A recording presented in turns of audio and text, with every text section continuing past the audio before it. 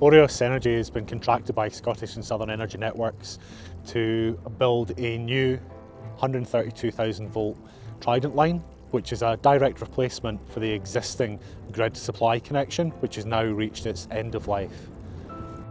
The challenge to myself and to the team was to find a way to use an aerial vehicle, a drone specifically, to deploy pilot bonds. That challenge was made 2 to 3 years ago. The technology didn't exist or was far too expensive.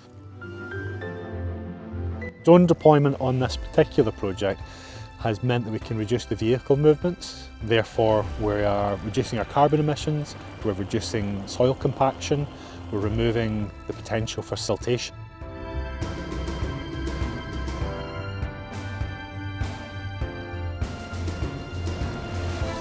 The Heavy Lift Drone programme required collaboration with the Civil Aviation Authority to develop a comprehensive safety plan.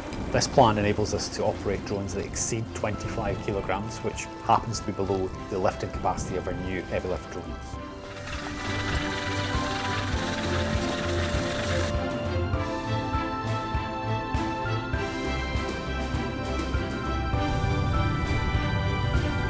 We were able to select a 6-ton pulling capacity rope and install and then have the ability to immediately pull the conductor using that flown rope.